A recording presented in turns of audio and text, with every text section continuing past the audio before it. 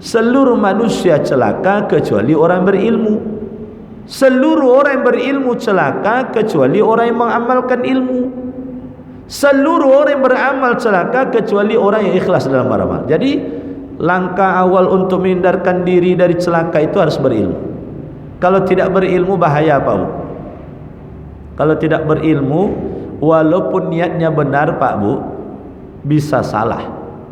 Niatnya benar tapi bisa salah.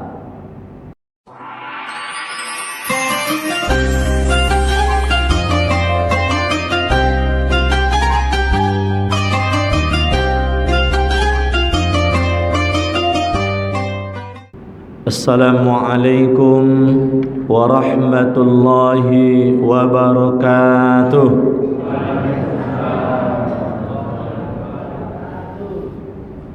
Alhamdulillahi rabbil alamin, wa bihi nasta'in ala umurid dunya waddin. Ashhadu an la ilaha illallah wahdahu la syarika lah, wa ashhadu anna Muhammadan abduhu wa rasuluhu la nabiyya ba'dah. Allahumma salli wa sallim wa barik ala sayyidina Muhammad wa ala alihi wa ashabihi ajma'in. Rabbi shrah li sadri wa yassir li amri wahlul 'uqdatam min lisani yafqahu qawli. Raditu billahi rabba wa bil islami dina wa bi Muhammadin nabiyya wa rasula wa bil Qur'ani imama. Syukur alhamdulillahi rabbil alamin. Kemudian salawat dan salam kepada Rasulullah sallallahu alaihi wasallam. Allahumma salli wa sallim wa barik ala sayyidina Muhammad wa ala ali sayyidina Muhammad.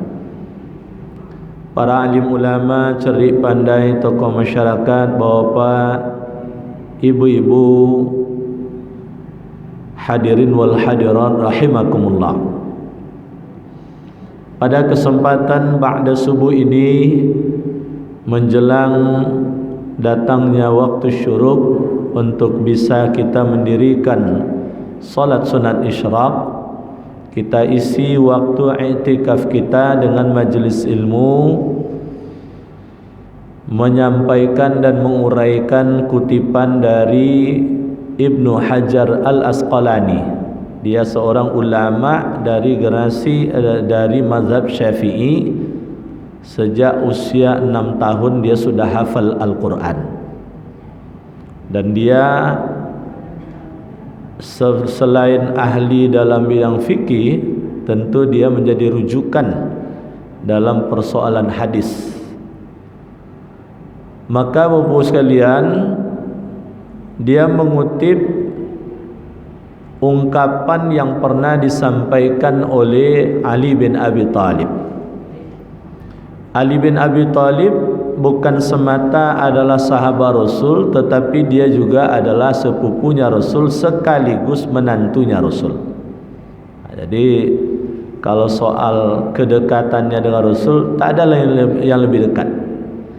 Abu Bakar itu besannya Rasul, Umar besannya Rasul. Paling yang agak menandingi adalah Utsman bin Affan. Utsman bin Affan adalah menantunya Rasul. Tapi Ali bin Abi Thalib bukan semata menantu, dia juga sepupu. Dia adalah anak dari paman Rasul yang bernama Abu Thalib. Abu Thalib ini karena ekonominya sulit, anak banyak, maka Ali itu sejak kecil sudah tinggal bersama Rasul. Jadi sudah memang gemblengan dari Rasul. Sebelum Rasul menjadi Nabi dan Rasul, Ali masa kecil itu sudah hidup bersama Rasulullah. Maka Bapak sekalian, orang yang paling dekat dengan Rasul itulah dia Ali bin Abi Thalib. Maka Ali bin Abi Thalib satu waktu mengeluarkan satu ungkapan. Kata Ali, la yazalud din wad dunya qaimaini madama arba'atun asya. Agama dan dunia ini akan tetap eksis sepanjang masih ada 4 perkara. Jadi dalam urusan agama, dalam urusan aktivitas kehidupan ekonomi, kehidupan bermasyarakat, kehidupan dalam pemerintahan dan lain sebagainya akan tetap berjalan dengan baik sepanjang 4 hal ini masih ada dalam kehidupan manusia.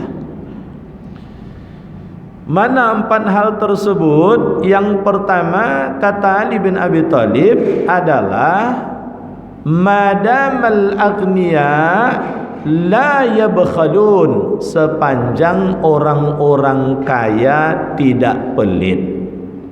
Jadi memang Pak Bu, kalau kita renung-renung urusan agama misalnya, susah berjalan Pak Bu kalau orang kayanya pelit. Gimana ceritanya kita nak bangun masjid yang cantik kalau orang kayanya pelit? Tidak bisa dengan tenaga saja Pak Bu. Tentu nak membeli bahan bangunannya, seluruhnya sekalian, itu tergantung juga dengan orang kaya. Walaupun kemudian orang kaya tidak juga bisa sendiri, kalau tidak pula ada orang yang bergotong royong mempekerjakannya. Mau karpet yang cantik misalnya, atau kalau orang kayanya pelit payah juga tuh Pak Bu. Operasional masjid yang besar biayanya, listriknya dan lain sebagainya, imarahnya, kalau tidak ada orang kaya yang dermawan, sulit jadinya Pak Bu. Maka oleh sebab itu orang kaya yang dermawan itu sangat dibutuhkan. Nah begitu juga dalam kehidupan dunia, kalaulah sekiranya orang kaya itu pelit Pak Bu, maka akan banyaklah orang yang sulit ekonomi, tidak bisa terbantu. Dan bukan sekadar itu saja Pak Bu, kalaulah orang kaya itu pelit, sesungguhnya dia juga merusak dirinya sendiri. Jadi dalam urusan ekonomi Pak Bu, kehidupan bermuamalah, kalau orang kaya itu pelit Pak Bu, ekonomi pasti lesu. Riba merajalela, rentenir pasti di mana-mana. Tapi kalau ada orang kaya dermawan misalnya datang ke rumah orang miskin misalnya, orang tak mampu, Bapak, usia Bapak kan masih muda, mau ndak saya kasih modal usaha? Oh mau Pak. Selama ini nilai yang saya tunggu Pak. Sebab kalau saya ke bank katanya, kalau saya ke bank pinjam 100 juta, ndak ada bank yang meminta balik 100 juta, pasti lebih. Nah, pasti lebih. Tetapi karena orang kaya tadi dengan kedermawanannya, ya pinjam. Bahkan kadangkala bercampur di situ dengan sedekah. Sehingga kalau 100 juta dipinjam, baliknya 100 juta. Itu karena orang kaya dermawan minimal Pak Bu. Nah kalau seperti ini Pak Bu, khawatirnya jangankan kemudian rentenir Bapak sekalian, salah-salah bank pun akan lesu, akan mati dibuat itu Pak Bu. Bank-bank yang orientasinya adalah kepada bunga dan riba. Nah, sebab kalau mengarah ke sana pasti baliknya lebih. Nah Bapak Ibu sekalian, maka poin pertama ini bukanlah kemudian memberi ruang kepada orang kaya untuk sombong dengan kekayaannya. Jangan sampai nanti yang dengar kajian ini, ledonga kajian Ustaz tadi, kalau tidak ada orang kaya, tidak ada agama katanya. Kalau tidak ada orang kaya, tidak berjalan kehidupan ekonomi. Bapak Ibu sekalian, kedermawanan itu sendiri menjadi kebutuhan dari orang kaya. Sebab ketika kedermawanan itu ada pada orang kaya, insya Allah ekonomi akan senantiasa menggeliat. Kalau banyak orang dermawan dalam kehidupan dunia ini Pak Bu, insya Allah konsumsi akan meningkat. Sebutlah misalnya orang tak berpunya, misalnya di bulan Ramadan ini dapat subsidi bantuan dari orang kaya. Biasa konsumsinya taruhlah misalnya sebulan 100.500.000. Lalu kemudian ada zakat-zakat dari orang kaya sehingga akhirnya dapat subsidi masing-masing orang miskin 500.000. Tentu konsumsi dari orang tak berpunya tadi berubah dari 1.500.000 menjadi 2 juta. Ketika konsumsi meningkat Bapak sekalian, tentu produksi harus meningkat. Ketika produksi meningkat Pak Bu, jasa distribusi itu meningkat pula Bapak sekalian. Sehingga kembalinya kekayaan tadi juga kepada orang kaya itu sendiri. Tapi kalau sekiranya kemudian orang kayanya pelit, konsumsi tidak meningkat, malah tambah lesu sekalian, akhirnya produksi pun bisa menurun. Cobalah tengok Ramadan nih Pak Bu. Ini karena orang rata-rata di Ramadan ini kan dermawan Pak Bu. Minimal dermawan untuk dirinya sendiri. Biasa tak pernah makan pecal, makan pecal. Biasa tak jarang bikin kolak, akhirnya bikin kolak rajin. Biasa ya lauk pauk dalam keseharian kadangkala biasa-biasa saja, sederhana saja. Kadangkala tak cukup satu, sudah ada goreng ingin gulai. Sayur tak pernah tinggal. Nah, kalau pergi ke tempat jajanan-jajanan nampak onde-onde, dibeli pula onde-onde Pak Bu. Sehingga Bapak Ibu sekalian, dengan seperti itu Bapak Ibu sekalian, konsumsi meningkat. Coba lihat, meningkat menggeliat semua Pak Bu. Ekonomi menggeliat. Nah, sehingga Bapak Ibu sekalian, kedermawanan ini tak cukup untuk diri kita sendiri, tapi untuk orang lain. Sebab ketika kedermawanan tersebut Bapak sekalian muncul juga untuk orang lain, artinya kita dermawan bukan pada diri kita saja tapi pada orang lain, insyaallah Pak Bu, inilah yang akan menumbuh suburkan ekonomi kita. Inilah yang disebut oleh Allah, oleh Rasul, mana qasad sadaqatum mimmal, tidak akan berkurang harta disebabkan karena sedekah. Hasinu amwalakum bizzakah, bentengi harta kekayaanmu dengan zakat, kata Rasul. Kata Allah dalam ayat, man jaa bil hasanati falahu asyrun amsalihah, siapa yang datang dengan satu sedekahnya Allah ganti 10 kali lipat. Dalam ayat lain 700 kali lipat. Dalam ayat lain dilipat gandakan tanpa batas sesuai dengan kehendak dari Allah. Maka Bapak Ibu sekalian, kedermawanan orang kaya itu melanggengkan agama dan melanggengkan kehidupan dunia ini. Cuman Bapak Ibu sekalian, ya jangan sampai pula karena mengejar kekayaan itu melalaikan kita ibadah kepada Allah. Itu tak boleh Pak Bu. Nanti di akhirat Pak Bu, semua kita ini akan dikonfrontir oleh Allah terkait dengan jawaban pembelaan terhadap kesalahan kita. Misal Pak Bu, ada orang kaya karena sibuk dalam urusan dunianya, solatnya sering bolong misalnya, ibadah penghambaan dirinya kepada Allah lalai misalnya, maka Allah akan konfrontir nanti, orang kaya, apakah engkau sudah mendekati kekayaan dari hambaku yang bernama Sulaiman? Nabi Sulaiman tu Pak Bu, tidak ada tandingan kekayaan tu.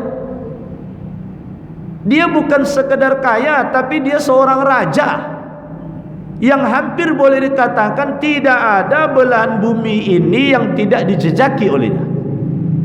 Itu makanya Pak Bu ada analisa, ya Candi Borobudur itu ada analisa ahli sejarah yang bangun Nabi Sulaiman. Kenapa Nabi Sulaiman bisa sejauh itu Ustaz? Ya Nabi Sulaiman mukjizatnya Pak Bu, bisa mengendalikan angin, mengerti bahasa hewan, bisa mengendalikan jin. Jangankan Nabi Sulaiman Pak Bu, teknokratnya Nabi Sulaiman saja, ketika tahu oleh Nabi Sulaiman Ratu Bilqis yang sudah hampir sampai ke kerajaannya, Lalu kemudian dilelang proyek oleh Nabi Sulaiman, karena Nabi Sulaiman tahu bahwa Ratu Bilqis itu sangat memuliakan dan menghargai singgasana kerajaannya.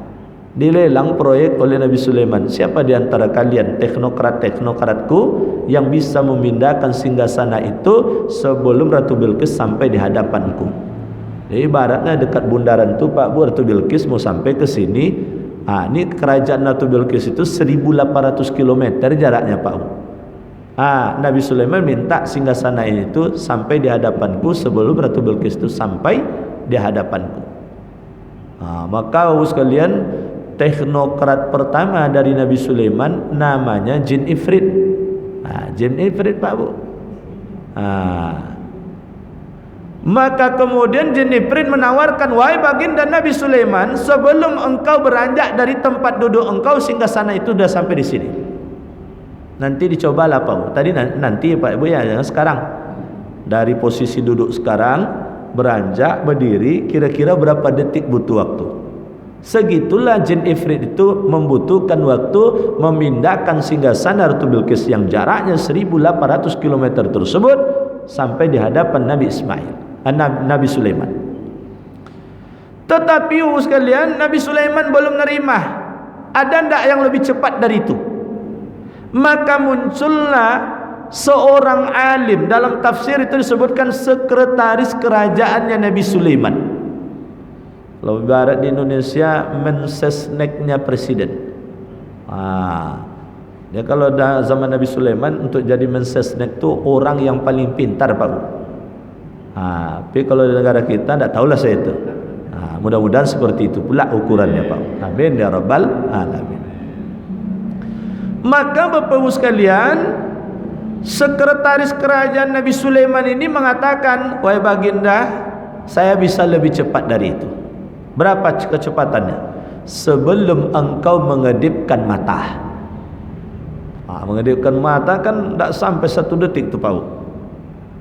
Jadi kalaulah seperti itu, anggota kerajaannya Nabi Sulaiman saja, teknokratnya Nabi Sulaiman seperti itu, ya membangun candi Borobudur, apalagi candi Muratakus Pak Bu, itu sekali ombui dari jauh, puahnya jadi langsung Pak Bu. Sekali jentiknya batu dari ujung, latu susun langsung di situ jangan Pak Bu.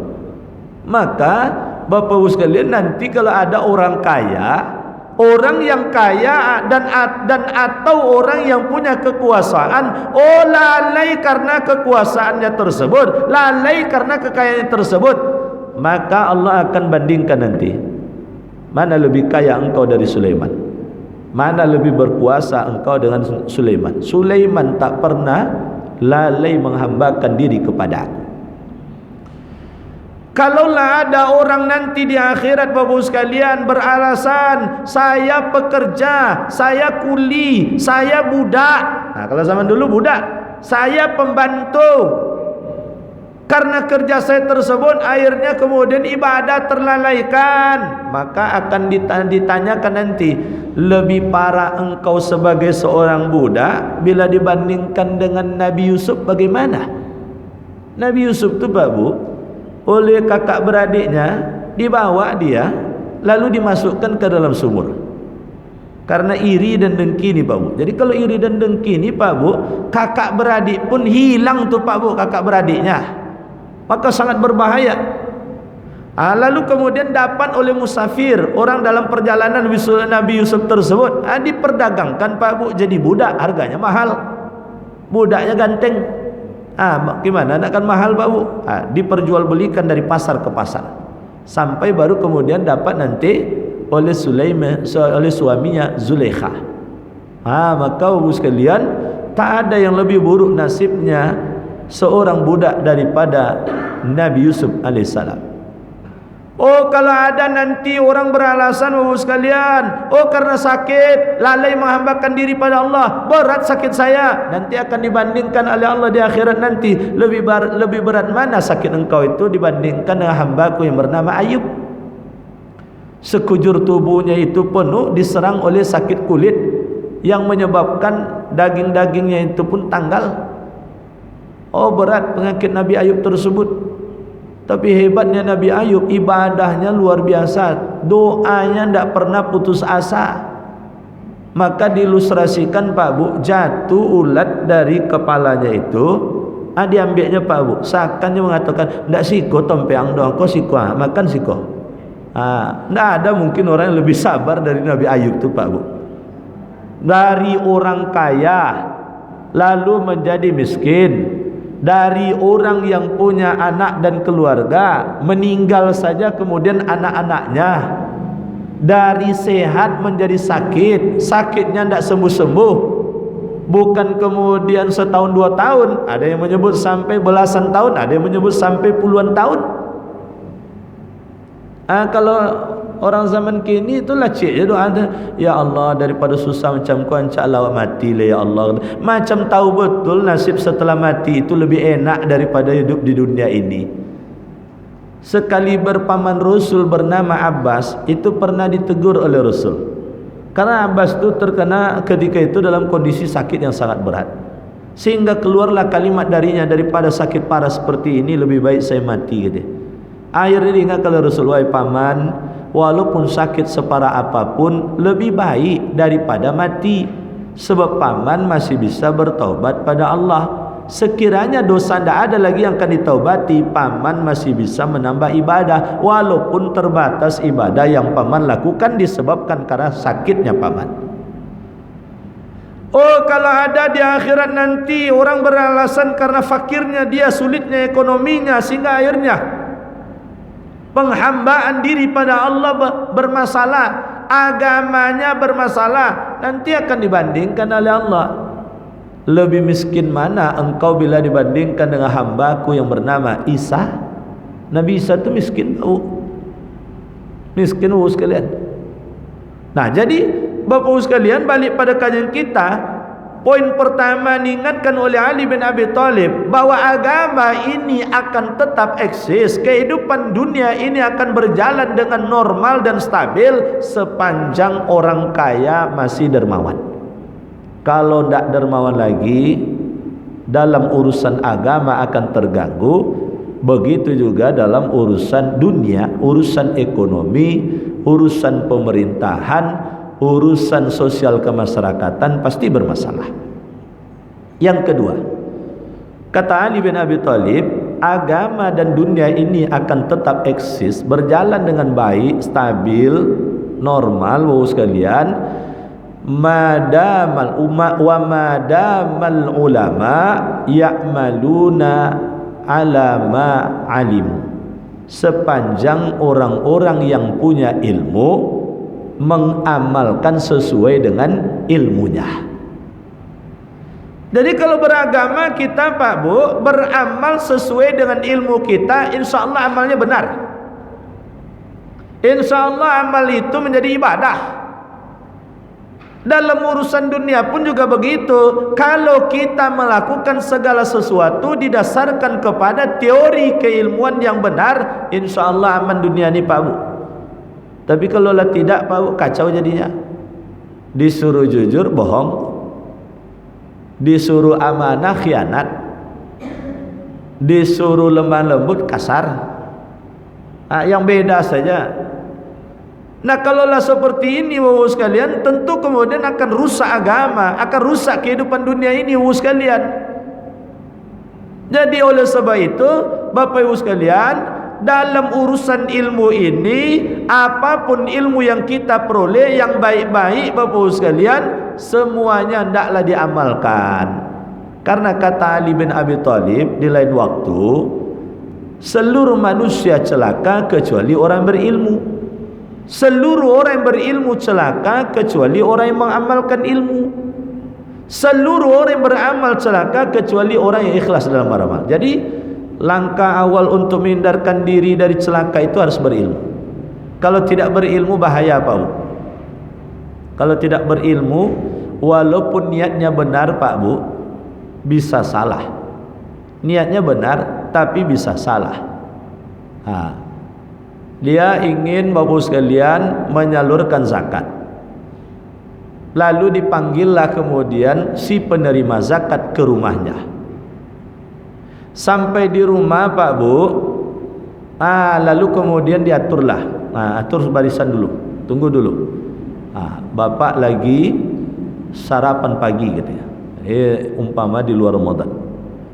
Selesai sarapan pagi, orang dah lama nunggu. Tunggu dulu, Bapak menurunkan perut dulu.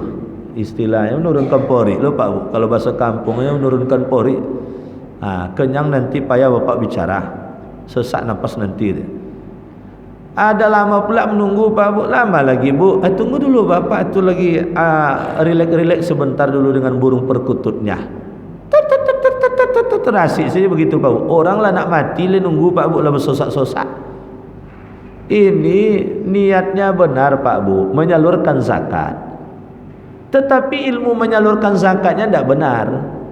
Mempertontonkan kemiskinan, membuat susah orang, sementara yang dibagi itu adalah milik dari si penerima zakat. Coba Pak Bu. Pertama ayatnya Allah sebutkan, innamas sadaqatu lil fuqara'i wal masakin wal amilina 'alaiha wal muallafati qulubuhum. Hanya saja zakat itu milik. Disebut langsung oleh Allah Pak Bu, milik. Milik siapa? Milik fakir, milik miskin, milik amil, milik muallaf. Yang berikutnya baru disebutkan wa fir riqabi wal gharimin wa fi sabilillah wa bisabil. Bisa juga untuk urusan memerdekakan budak, lalu melepaskan orang dari utang yang melilitnya, untuk perjuangan di jalan Allah, dan untuk orang yang terputus perbekalan dalam perjalanan. Jadi Pak Bu, komponen pokok dari penerima zakat itu fakir miskin. Amil karena dia bekerja. Maka Bapak sekalian, kalaulah kemudian sang pemiliknya dipersulit untuk menerima miliknya, itu tidak pas tu Pak Bu.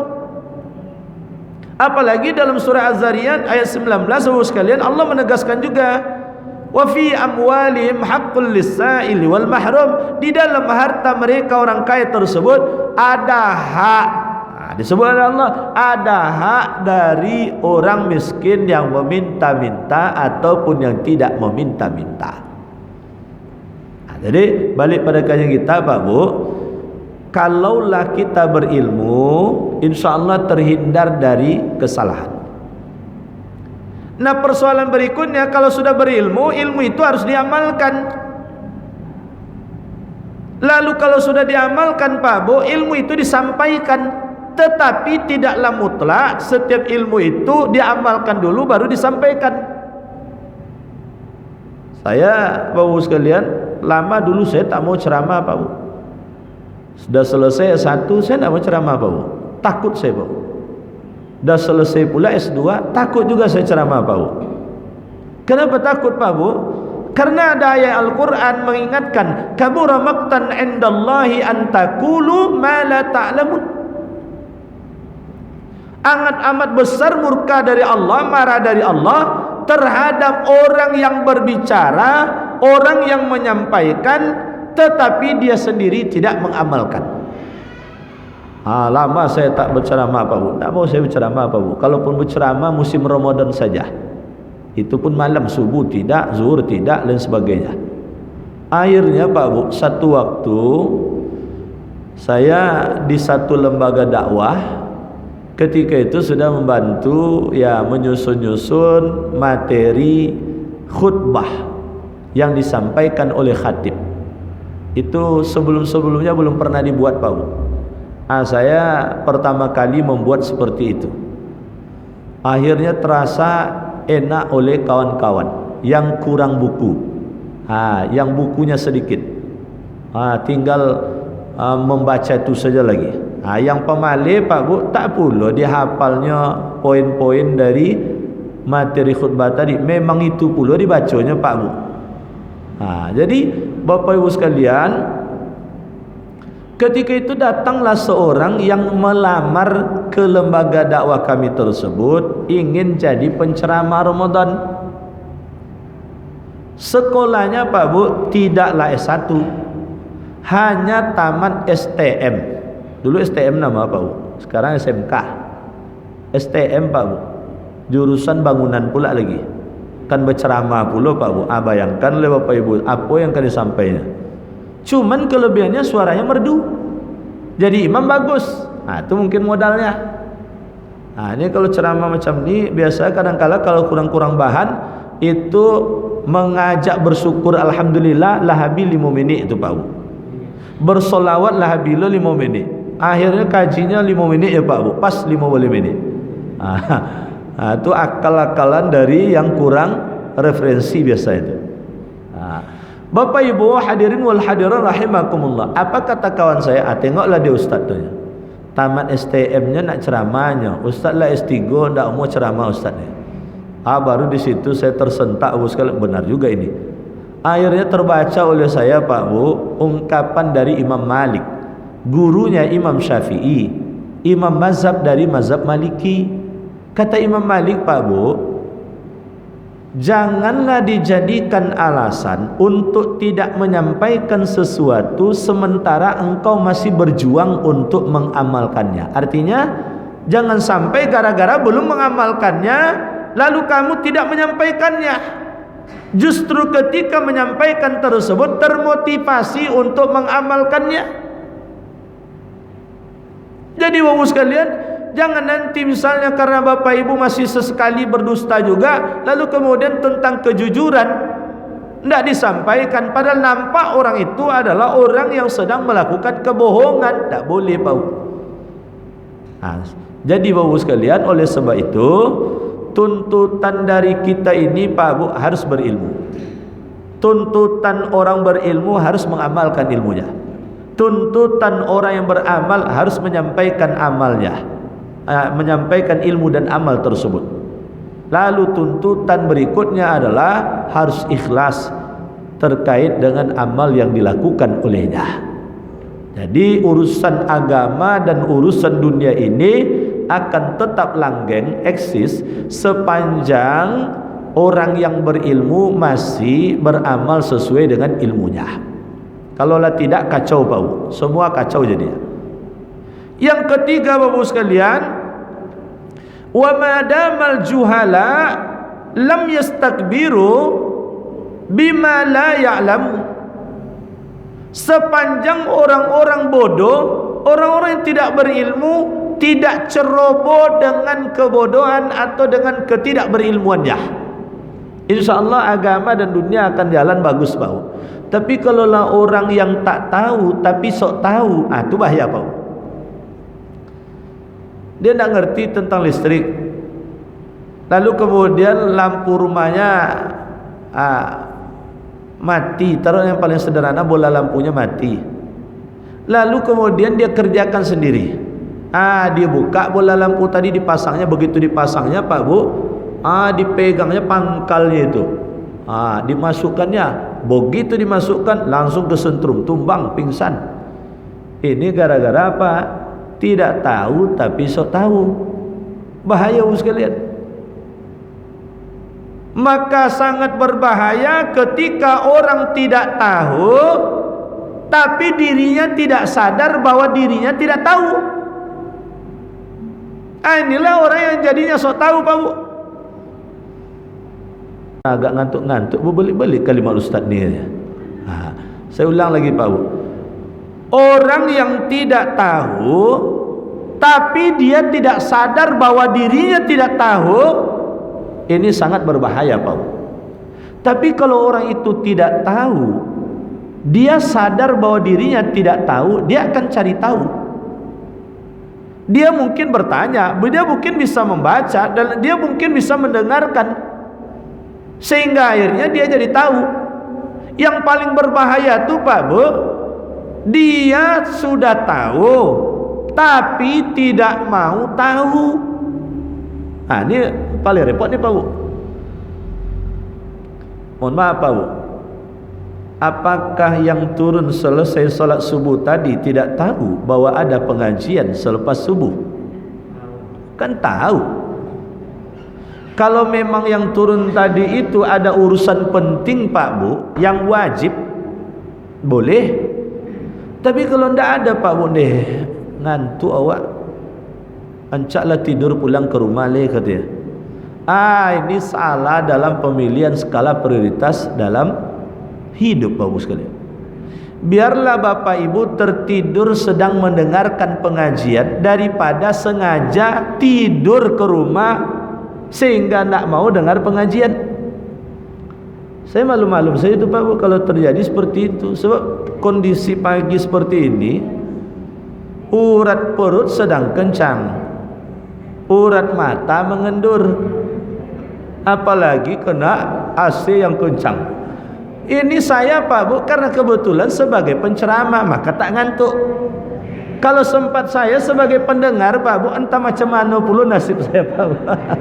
Jangan saya tidur Pak Bu. Nah masalah tuh Pak Bu. Yang jelas berjuang agar kemudian tetap bisa mendengarkan ilmu itu sudah pahala besar. Walaupun sesekali tangguh-angguh Pak Bu, insya Allah padilah mendapatkan didoakan oleh makhluk Allah yang di langit, yang di bumi, ikan yang di air, agar dosa kita digugurkan dapat tuh Pak Bu. Tapi yang pulang tadi tidak dapat tuh Pak Bu. Apalagi kalau nonton TV pula cuma di rumah Pak Bu. Atau dia tidur dapat pula dalil yang tak benar. Tidurnya orang puasa ibadah. Kan bisa pilihan ya Ustaz. Bisa pilihan ibadahnya dengar ilmu atau pilihan ibadahnya tidur katanya. InsyaAllah tidur. Kata yang satu lagi, lebih bagus lagi mendengarkan pengajian sambil tidur dapat dua katanya. Mendengarkan ilmu dapat, tidurnya pun dapat katanya. Kan ibadah dua-duanya katanya. Jadi kadang-kadang sekalian ada juga jamaah ini Pak Bu, tapi tidak di sini Pak Bu. Dah pandai pula berijtihad dia. Dah pandai pula berpendapat berdasarkan dalil-dalil seperti ini. Pasti begini kesimpulan ini. Tidur orang puasa adalah ibadah. Mendengarkan majelis ilmu ibadah. Kalau orang hanya mendengarkan majelis ilmu dapat satu katanya. Tapi kalau orang mendengarkan majelis ilmu sambil tidur dapat dua katanya. Ibadahnya dua katanya. Satu adalah mendengarkan majelis ilmu, yang satu karena tidur katanya. Berarti santai-santai je lah katanya. Dah usahlah donga-donga betul Ustaz tu katanya. Kau terlalu awak kau kan dapat pula ibadah cik lain katanya. Gagal paham ya Bu sekalian. Tapi di sini tidak ada yang tertidur Pak Bu. Karena tidak ada yang tertidur maka saya sampaikan. Kalau ada yang tertidur tadi tak saya sampaikan Pak Bu. Karena tidak ada nampak oleh saya. Entah kalau oleh Bapak Ibu nampak. Bapak Ibu sekalian, terakhir yang keempat, bahwa urusan agama ini dan urusan dunia akan tetap berjalan dengan baik, dengan normal, dengan sehat, dengan bagus Bapak Ibu sekalian. Wa madamal fuqara la yabghu akhiratahum bidunyahim. Sepanjang orang-orang fakir tidak meninggalkan akhiratnya untuk mengejar dunianya. Jadi kalau ada orang fakir Pak Bu, orang sulit ekonomi, dia tinggalkan akhirat deh. Lapor nek awak ke masjid tak jauh berubah nasi awak, antilah ke masjid leh kata. Itu jadinya tu Pak Bu. Sudah capek saya berdoa tapi ternyata Allah tidak kabulkan juga doa saya. Saya tidak mau doa lagi. Ini kalau orang meninggalkan akhirat. Kalau dalam urusan dunia Pak Bu, orang fakir meninggalkan orientasi akhiratnya, mengejar dunia, akan kacau Pak Bu. Mencari yang haram je payah Ustaz, boleh mencari yang halalnya. Dia banyaknya cerita Ustaz katanya. Begitu dia Pak Bu. Mencari yang haram saja susah katanya, apalagi mencari yang halal. Akhirnya Pak Bu semua dihalalkannya. Dibawanya karung Pak Bu sekalian, lewat belakang rumah orang. Tergantung nampak olehnya kuali dan periuk. Ndak guna dia Pak Godo, ndak guna dia Ibu Godo dia. Masuk lo kuali jo periuk tadi ke dalam karungnya. Lewat di rumah orang, terparkir saja sepeda motor. Kayaknya ndak penting betul ni sepeda motor ini bagi orang ini katanya. Awak bawa lah katanya. Diangkut pula dia Pak Bu sepeda motor tadi. Pinjam dulu dia. Pinjam dulu. Jadi Bapak sekalian kacau jadinya. Bisa nekat membunuh Bapak sekalian kalau orientasi akhiratnya dia tinggalkan. Tapi kalau ada orang fakir tetap orientasi akhiratnya Bapak sekalian, dia tetap jadi orang optimis. Dan dalam menjalani kehidupannya dia tetap sabar Bapak sekalian. ketaatan pada Allahnya tetap dia jaga. Nah, maka oleh sebab itu sekalian, kita lihat kondisi kita. Kalaulah kita orang kaya, berarti kedermawanan kita dibutuhkan oleh agama dan urusan dunia. Kalaulah kita orang yang punya ilmu, ilmu kita tersebut dibutuhkan untuk diamalkan agar kemudian agama dan dunia ini berjalan dengan baik. Kalaulah kita kurang ilmu, Pak Bu, agar kemudian tak salah dalam beragama, maka perlu kemudian kita tambah ilmu. Kalau tidak bahaya, Pak Bu.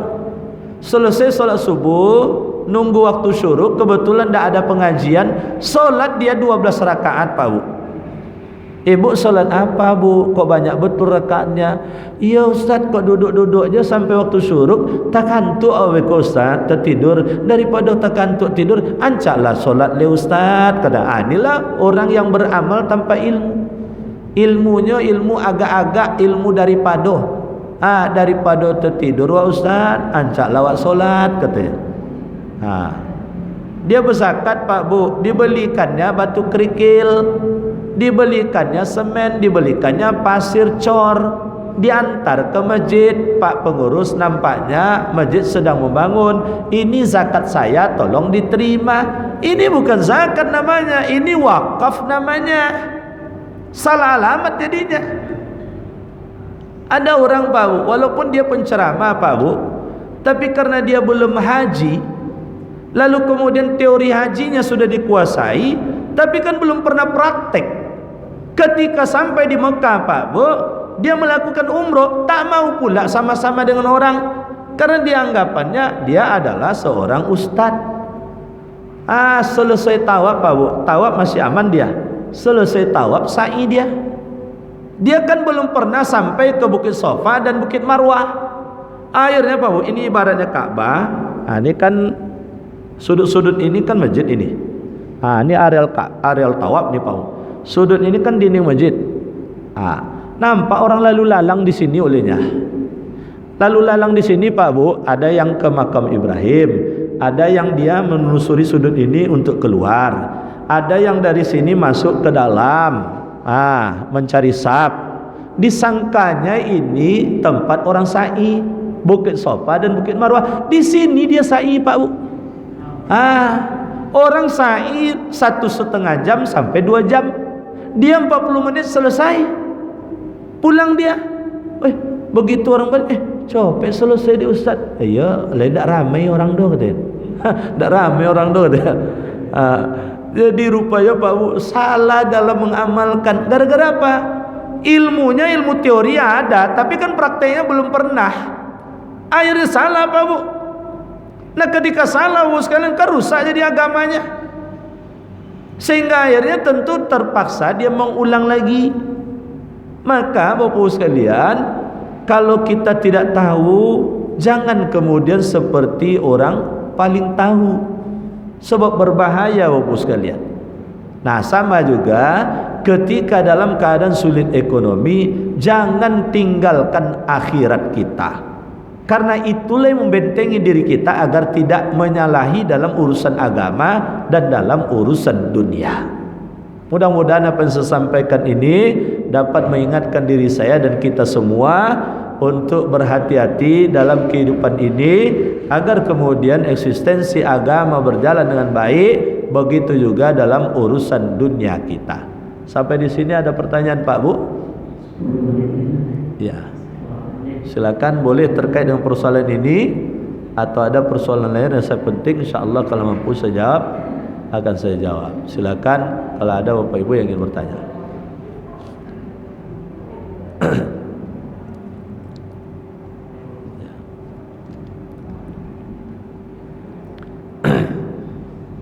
Assalamualaikum Ustaz. Waalaikumsalam.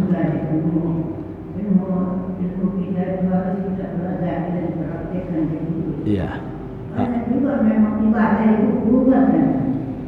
Jadi Islam itu benar tadi yang meningkatkan itu. Tidak kita tunjukin asalkan kan. Tapi namun pendapat dia itu lebih diminati. Gimana itu hukumnya ilmu yang kita baca gitu kan. dia makan tanpa dipelajari. Gimana tadi Bu? Ilmu Ada pendapat ilmu atau ilmu namanya. ya. Kadang-kadang yang kapan dia di buku.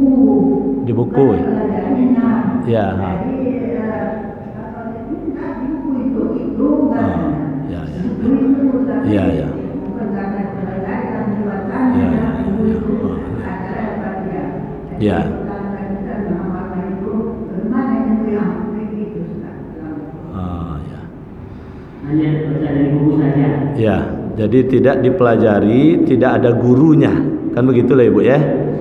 Jadi memang Bapak Ibu sekalian, ketika kita memiliki buku, lalu kemudian ternyata ada yang serasa aneh oleh kita daripada yang biasa terjadi dan diamalkan, itu jangan cukupkan dengan satu buku saja. Kalau perlu bertanya kepada guru. Apalagi di Indonesia ini Pak Bu bebas buku dicetak. Buku Syiah pun ada. Kalau tak kuat-kuat benteng Pak Bu bisa lewat kita. Saya S1 saya perbandingan mazhab.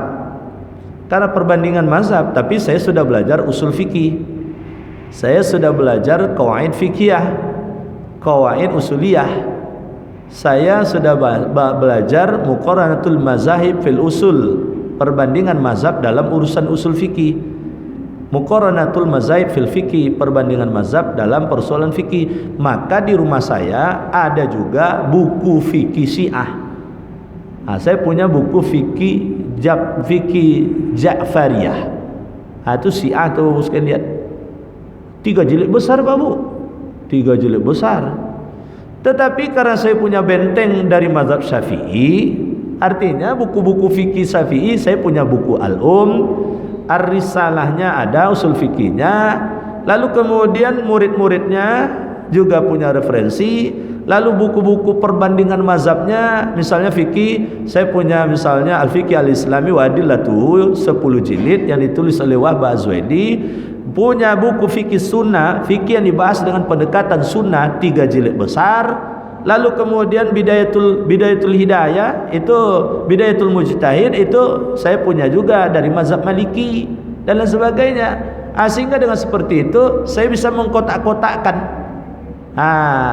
Tetapi yang bahaya Pak Bu, tidak tahu menahu tentang perbandingan mazhab, lalu beli buku kebetulan kulitnya bagus. Ini Bapak sekalian, buku-buku terjemahan kulitnya bagus. Lalu kemudian dibeli sekalian, rupanya itu adalah fikih Syiah atau fikih dari mazhab Hambali misalnya. Begitu dibaca langsung membabi buta, berubah amalnya. Ini bahaya ini. Kemarin salah berarti ini katanya. Karena dalam buku fikih ini, saya punya buku fikih tentang solat Pak Bu, 3 jilid besar. 3 jilid besar. Di situ memang lengkap perbandingannya Pak Bu. Tapi kalau sempat bukunya itu adalah buku-buku kecil yang memang satu mazhab saja, ternyata dibahas di situ bahwa ketika tahiyat, baik tahiyat awal ataupun tahiyat akhir, adalah dengan menggerak-gerakkan jari. Tak dibahas pendapat fikih yang lain. Salah lah selamuku ya. Kok bukunya katanya. Berarti yang benar itu begini tuh. Begini yang benar tuh katanya. Kalau begini saja salah katanya. Kalau sekali angkat saja salah berarti selama ini ya. Tak betul guru saya selama ini katanya. Ini yang bahaya nih Pak. Itu makanya sebetulnya ketika kita membaca buku itu harus ada musyrif sebetulnya, harus ada pendamping, pembimbing untuk menjelaskan tentang hal tersebut. Nah inilah gunanya kajian-kajian seperti ini Pak Bu. Kalau ada yang aneh-aneh rasanya bisa kemudian kita diskusikan dalam kajian-kajian kita ini. Ini contoh Pak Bu. Ini saya beberapa kali diskusi dengan teman-teman. Ada teman-teman tiba Pak Bu, tapi secara umur dia lebih senior dari saya. Dia katakan begini, dia kuliah di Riyadh. Dia adalah pemburu buku-buku yang masih orisinil di Arab. Buku-buku yang masih asli seperti tahun 1900-an. Itu kalau dapat belinya, oh buku itu masih asli, belum dirubah, belum dikurangi. Itu dia kejar tuh Pak. Pernah katanya dapat satu buku, duit sedang susah deh, tapi di pameran ada buku tersebut dan itu orisinil. Saya minta kepada adik-adik sana, tolong belikan untuk saya deh. Jadi Pak Bu, jangan disangka buku sekarang ini kalau kita tidak ada pendamping Bapak sekalian, tidak ada perubahan-perubahan. Karena perubahan-perubahan itu kadang dipengaruhi oleh unsur-unsur politik juga. Misal Pak, kitab Bulughul Maram. Bulughul Maram itu kitab hadis Pak. Kalau kita tidak hati-hati Bapak sekalian, cetakan tahun 1980-an ke bawah itu jangan-jangan berbeda dengan cetakan tahun 1990-an ke atas. Ada beberapa hadis yang dihilangkan dalam kitab tersebut. Padahal hadis-hadis itu adalah hadis-hadis kunci tentang agar kemudian kita bertasamuh, bertoleransi, karena ada keragaman atau tanawwu' fil ibadah yang dicontohkan oleh Rasul. Kitab misalnya yang ditulis oleh Ibnu Taimiyah sekalian, yang ditulis oleh Ibnu Taimiyah itu ijtihad dari Ibnu Taimiyah itu kalau versi yang tahun 1980-an ke bawah cetakannya dengan yang versi sekarang berbeda Pak Bu. Berbeda Bu sekalian. Tentang peringatan Maulid Nabi misalnya, itu sudah dibahas oleh Ibnu Taimiyah. Tapi kalau kita beli buku cetakan baru yang diterbitkan oleh belakangan ini dari dari buku Ibnu Taimiyah tersebut, tidak ketemu lagi Pak yang itu. Makanya Bapak sekalian, saya kalau ada santri-santri kita selesai mondok lalu kemudian kuliah dia ke Timur Tengah, saya katakan, Ananda jangan kuliahnya S1 saja, tapi S2, S3 selesaikan biar tuntas. Jadi dia nanti kalau syariah, dia belajar usul fikih, dia belajar qawaid fikiyah, belajar qawaid usuliyah dan lain sebagainya. Dia belajar hadis, belajar takhrijul hadis dan lain sebagainya. Ilmu-ilmu alat seperti ini adalah ilmu yang sangat penting untuk memahami agama yang benar dan secara komprehensif. Maka oleh sebab itu Bapak Ibu sekalian, tak cukup kita dengan satu buku saja, harus ada buku-buku perbandingan. Kalau tak sanggup tentu membelinya sebanyak itu Pak Bu, tentu kemudian disitulah kita untuk berdiskusi.